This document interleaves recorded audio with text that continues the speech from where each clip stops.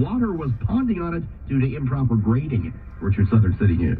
From provincial politics to municipal, a final report on just what should be done about the traffic in and around Toronto's High Park is going through a committee today. Our Moment Qureshi is at City Hall and joins us live with the details. Moment. Irene, certainly a contentious issue that a lot of people have a lot of different opinions on. One of the movements is to remove vehicle traffic from High Park altogether. Michael Longfield, this is with Cycle Toronto. This is something that they're pushing for.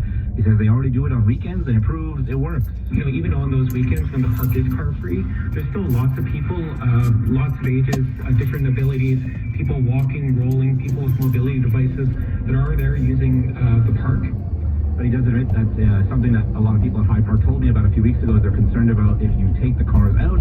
What about accessibility issues, some of the elderly, people who need mobility devices, maybe even teams that are trying to bring equipment in for sports tournaments? What happens to them? He says that is an issue that needs to be addressed and worked out. Now, a couple of the other options are to leave things the way they are, or what the city will likely go with, some sort of hybrid look where vehicles are allowed on some of the streets at High Park in certain directions, while others will be just pedestrian and cyclists only. The committee's on a recess right now, but when they come back, they'll get to this issue, and there are more than 20 deputants lined up to speak. Reporting live, Moment Qureshi, City News. All right, so a traffic problem of a different kind, you could say, but in this case, it is good news that a long-term lane closure at a busy intersection is finally over. If you take the DVP ramp to Bloor to get into downtown, you're no doubt familiar with the lineup down Castle Frank due to the construction. Now that long-term construction is finally done. For over a year, the right lane has been closed on southbound Castle Frank and westbound on Bloor at the intersection, regularly backing up traffic onto the DVP. Over the past few weeks, there has been frequent single-lane construction here on top of those lane restrictions, making things even worse.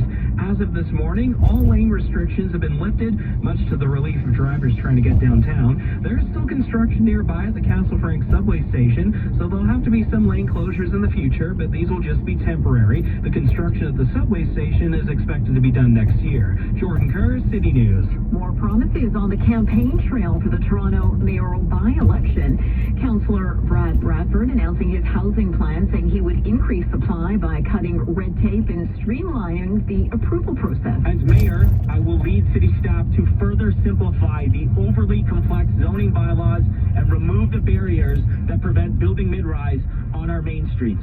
Councillor Josh Matlow promising to restore TTC service cuts to pre-pandemic levels by the end of his term. Anna Bilau was at St. Patrick's Station today talking to TTC riders about how to improve transit.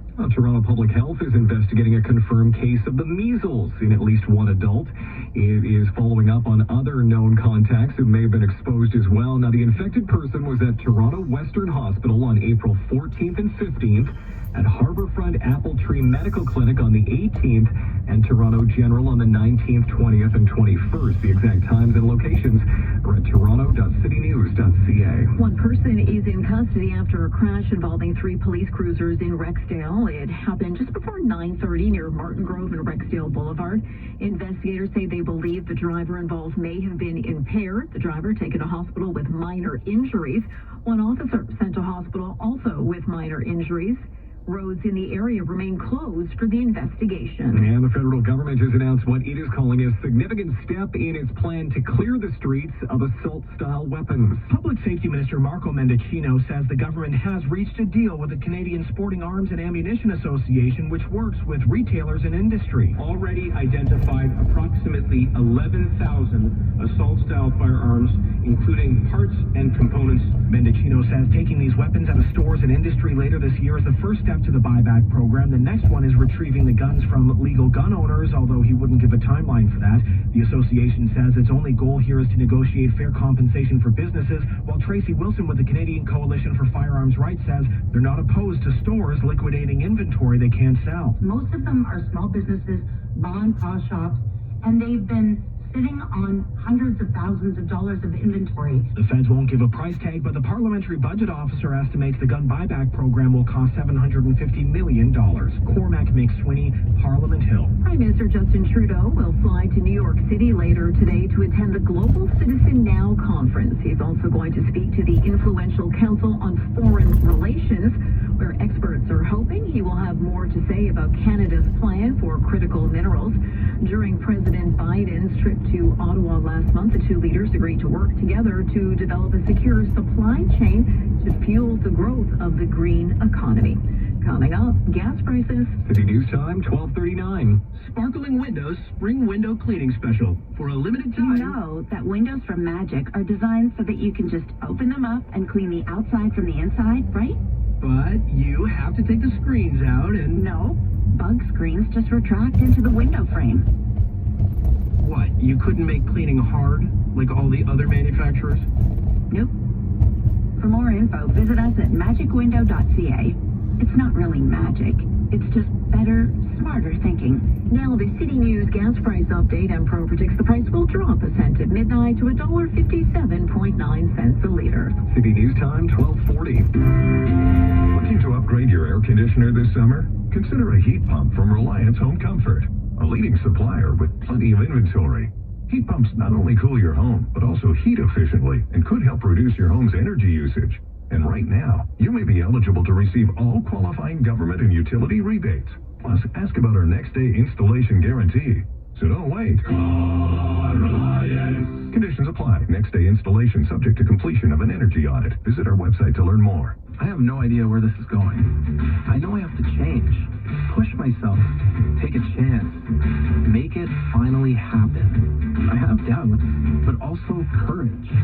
This is going to be an experience I'll never forget. I'm going to put myself out there, get uncomfortable, journey forward. This will be my rally cry. Again and again and again. The University of Toronto School of Continuing Studies. What's your rally cry?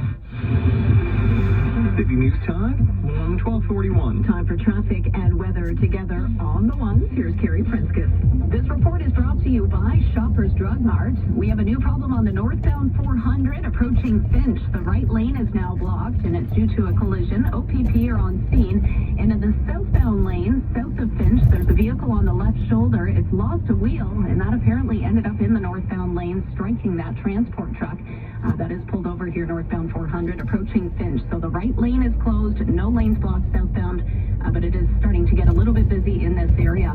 Northbound on the Don Valley Parkway, a slow go from Don Mills to York Mills.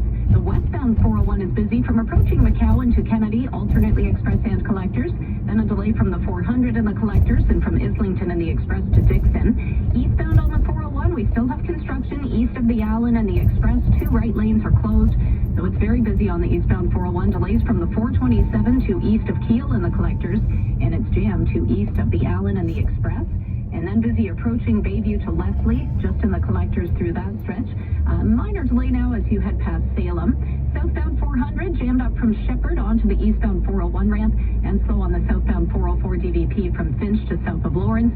Westbound on the Gardner, we have delays from Jarvis to the Spadina ramp. A lot of people heading into downtown for the Jays game. And two issues on the westbound QEW. There's a collision approaching Royal Windsor. That's blocking the right lane. Then at third line, there's construction in the HOV lane. So a very slow drive here on the westbound QEW. It's backed up from Ford Drive right through to third line. Westbound 403, you'll find a lineup on the ramp to the QEW in Oakville. It's not too bad on the eastbound QEW. Eastbound Gardner is slow from Park Lawn to the Spadina ramp.